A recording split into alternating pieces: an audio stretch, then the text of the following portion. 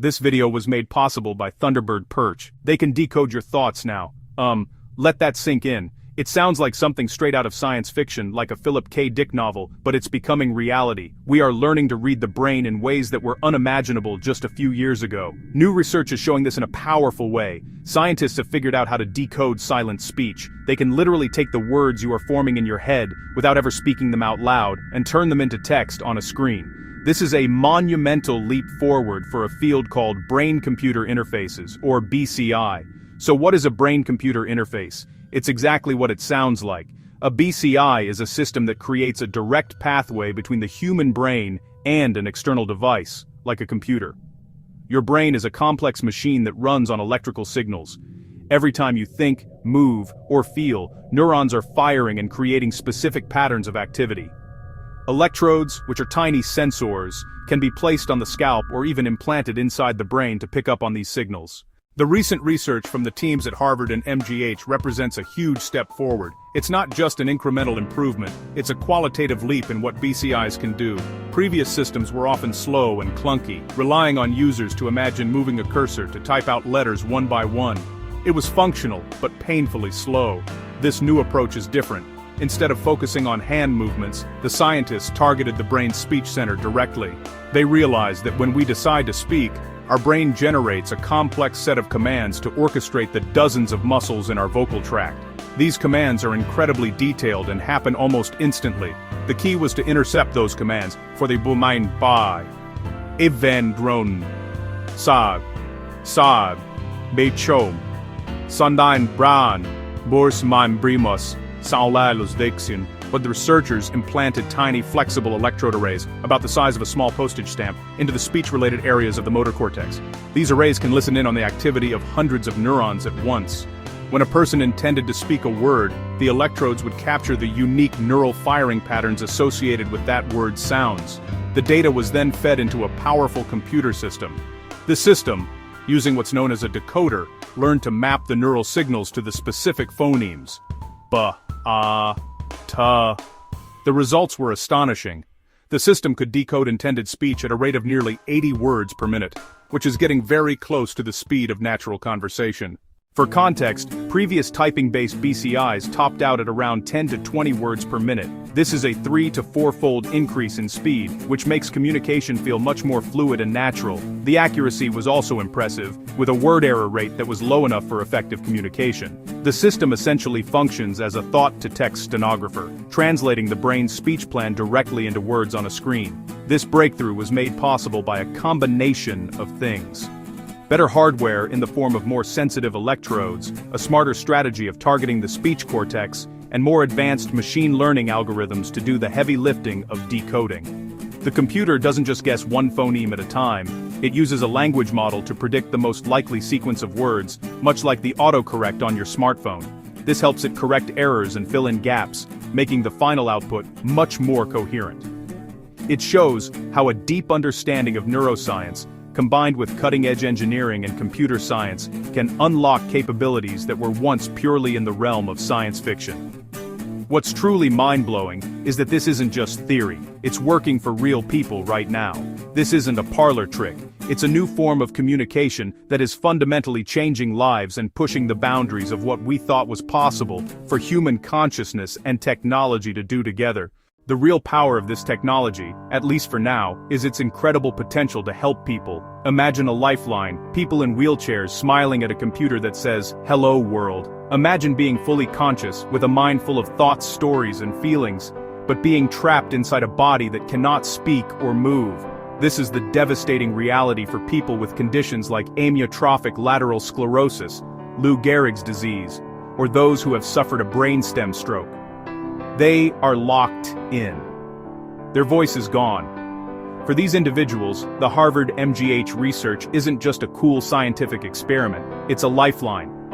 It's a key that could unlock the prison of silence that has confined them. The study involved participants who had lost the ability to speak due to neurological damage. 2 of them have now integrated the BCI into their daily lives, using it as their primary means of communication. This is a profound testament to the technology's effectiveness. One participant, a woman who had been unable to speak for years, was able to use the system to talk to her family and caregivers. She could express her needs, share her feelings. Here's where things get even more interesting and, frankly, a little spooky. The most surprising discovery wasn't just decoding intended speech, the words someone was trying to say out loud. The system was also able to pick up on inner speech. This is the silent monologue running in your head, the words you think to yourself without intending to speak them. Researchers asked participants to count silently, and the computer decoded that silent counting. The signal was weaker and harder to detect, but it was there. This is a huge deal. The brain uses many of the same neural circuits for thinking in words as for speaking aloud. When you talk to yourself in your head, part of the brain simulates speaking without sending the final command to your muscles. It's like a ghost of speech, and sensitive electrodes can detect it. This opens new possibilities and serious ethical questions. The distinction between intended speech and inner speech is crucial. Intended speech is active and directed. It's a conscious decision to communicate. Inner speech can be passive, fragmented, automatic. While the immediate focus of BCI technology is on medical therapy, you have to be, naive to think it's going to stop there. The potential for this technology to expand beyond the clinic is enormous. We're already seeing the first wave with simple consumer devices. Headbands, earbuds. They claim to read your brain waves using non-invasive EEG, help you sleep better, help you focus more deeply, guide you in meditation. Very basic compared to implanted devices, but a sign of what's to come. The goal is augmentation, not just restoration. Imagine a future where you don't need a keyboard or a mouse or even a voice assistant. Think a command. Your device executes it. Compose an email, search the web, send a text message by silently verbalizing the words in your head. A seamless, frictionless interface between mind and the digital world, controlling augmented reality, controlling virtual reality, with thoughts. No more clumsy hand controllers. The world shifts and responds to your inner commands. It would change how we work, play, learn, create. And then there's the really far-out stuff. Brain-to-brain communication. Researchers have already sent simple signals from one brain to another over the internet. Rudimentary, digital telepathy for a yes or no. One of the most fascinating aspects of this research is how it bumps up against the limits of its own approach, and in doing so, accidentally validates some very old ideas. The new BCI systems are amazing at decoding speech, but as mentioned, they struggle with unstructured nonverbal thought. When the participants' minds wandered, the decoders returned noise. Why? Because a huge portion of human thought isn't made of words. We think in images, we think in emotions, we think in spatial relationships, we think in abstract concepts. If your mind primarily uses pictures to solve a problem, a decoder trained on the brain's verbal engine is going to come up empty. This limitation actually points to a profound truth that many ancient, contemplative practices have been exploring for thousands of years. Traditions like Yoga Nidra, a form of guided meditation that leads to a state between wakefulness and sleep, are specifically designed to move awareness beyond the chattering verbal mind. The goal is often to reach a state of inner silence, where the constant stream of words quiets down, and a deeper nonverbal layer of consciousness can emerge. In a way, both the BCI scientists and the ancient yogis are arriving at the same conclusion from opposite directions. In the future, a BCI could become the ultimate biofeedback tool, showing deep focus, confirming meditative brainwave patterns, and helping people learn inner skills in a visible, measurable way. With any technology this powerful, you have to look at the dark side. It's not enough to be excited about the potential. We have to be brutally honest about the risks. The ethical questions surrounding BCIs are massive. We need to start talking about them now, not after the technology is everywhere. The most obvious question is about privacy. If a device can read your inner speech, who gets to see that data? Who owns your thoughts? Can your employer require you to use a BCI to monitor your focus at work? Could a government use this technology to scan for subversive thoughts? It sounds dystopian, but it's a real possibility we need to confront. Then there's the risk of errors. These decoders are not perfect. They make mistakes. In a medical context, a wrong word might be frustrating, but in a high-stakes situation it could be disastrous. Imagine using a BCI to control a vehicle or heavy machinery. A decoding error could lead to a catastrophic accident. What if the system misinterprets a fleeting, intrusive thought as a genuine command?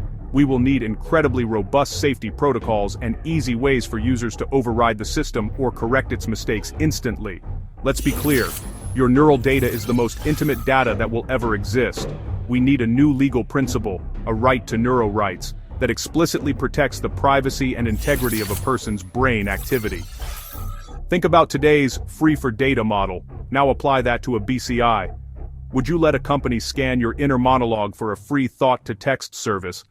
They could analyze passing thoughts about being hungry to serve you an ad, detect anxiety, and try to sell you medication. The commodification of our inner lives is a line we should never cross. So, where does all this leave us? Standing at a major crossroads. This technology is not inherently good or evil, it's a tool, and its impact will depend entirely on how we choose to use it. One path leads to incredible healing, restored communication, new ways for humans to learn and create. It's a path where technology serves humanity. The other path leads to surveillance, exploitation, a loss of personal freedom. Our job, as a society, is to think carefully and deliberately about which path we want to take.